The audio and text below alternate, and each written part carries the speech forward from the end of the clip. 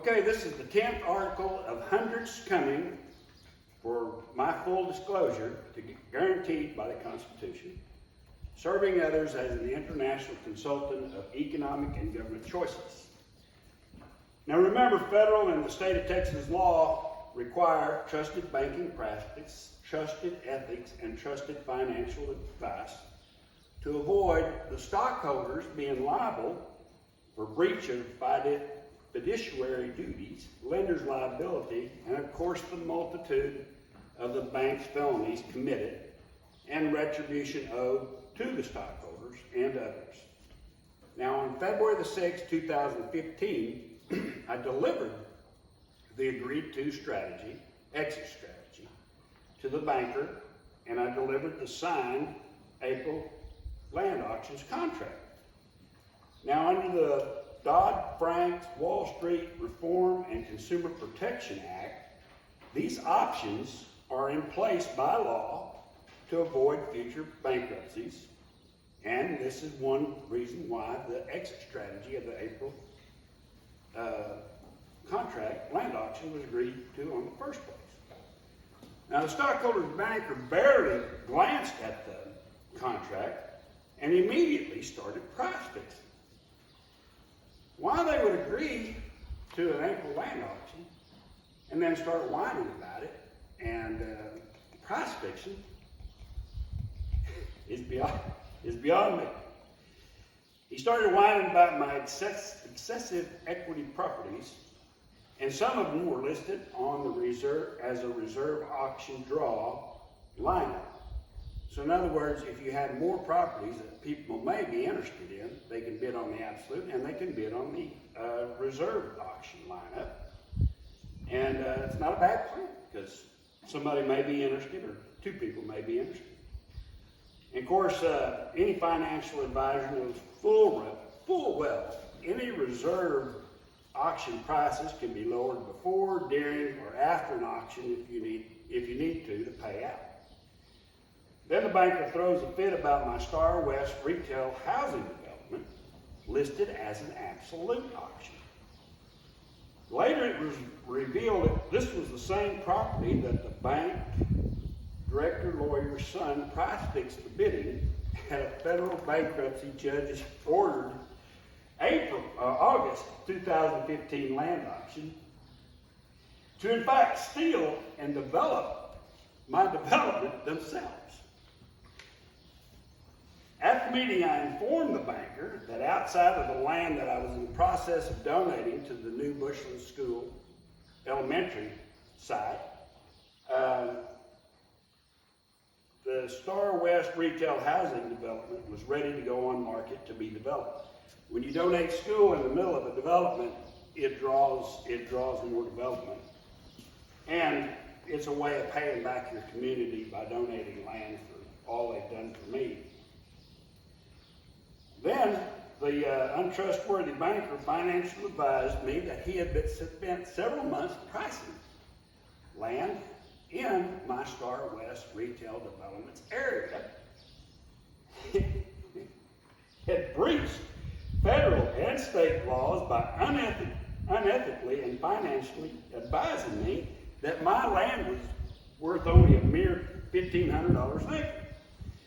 I pointed out that the county's ag-only appraisal, and that's just based strictly on ag, was $2,000 an acre, 25% higher than the banker's unethical financial advice.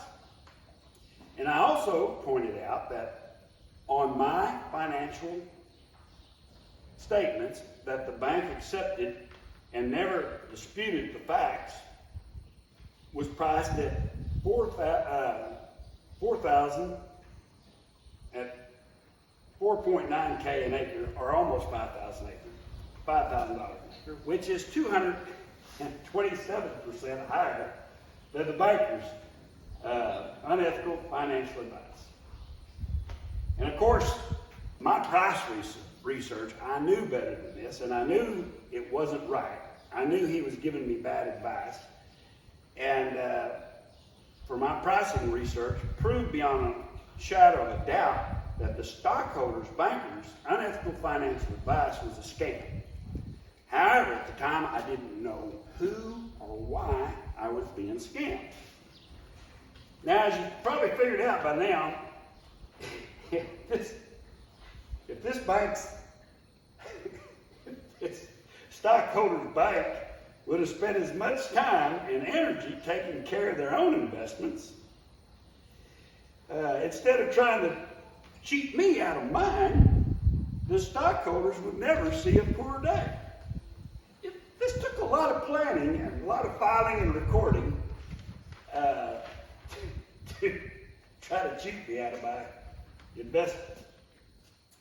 Okay, 3 days later, unbeknownst to me, without the stockholders' unethical banker ever even mentioning the word foreclosure or anybody mentioned foreclosure, or mailing a certified letter warning of the unbeknownst foreclosure as required by law, on February the 9th, 2015, the stockholders' bank director lawyer's law firm posted foreclosure notices on 5 different county courthouse steps against my 7 Texas ranches.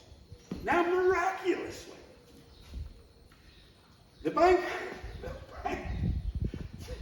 director, lawyers, law firm miraculously got them all in the correct counties and had a simultaneously 4 p.m. deadline in 5 different courthouse step sales. They had miraculously all the correct legal descriptions, contradicting and excluding the stockholders' bank's 3 imaginary Texas ranches. They filed and recorded 1 in the wrong county, 1 with the illegal legal description, and if you'll remember, on November the 7th, 2014, 3 days after they called my notes due, they felony changed a legal description to an illegal description, which, of course, is against the law. But this points out that the stockholders' bank knew all along the correct counties and the correct legal descriptions and the scam that's in the works. Now, when you go to fileevidence.com, Exhibit 10 confirms 3 months later, my banker contradicted his very own price-fixing financial advice and bought 80 acres.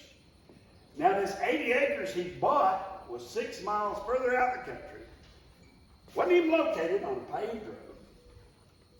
And he paid $2,500 per acre, or 165% over his unethical financial advice. Later, an independent investigating appraiser's appraisal confirmed, and it was confirmed under oath during a May 2018 federal bankruptcy court proceeding, that the independence appraisers was spot on to mine on my undisputed financial statements at $4,900 an acre. And later, the stockholders, banker, director, lawyer's son intentionally price-fixed the scam's bidding to racketeer my Star West retail housing development as their own for a mere $200,000 under the county's ag-only appraisal.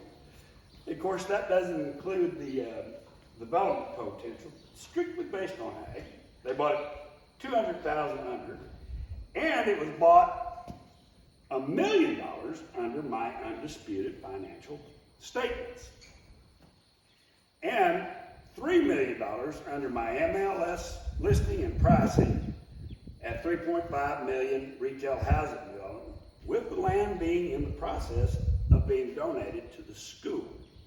I was in no hurry to sell, and every month it gained its value, and I had really no need to sell it, but it was ready to be marketed for somebody who is a developer, which turns out to be the stockholders, bank's director, lawyer, and his sons and others who are developing my Star West development as we speak.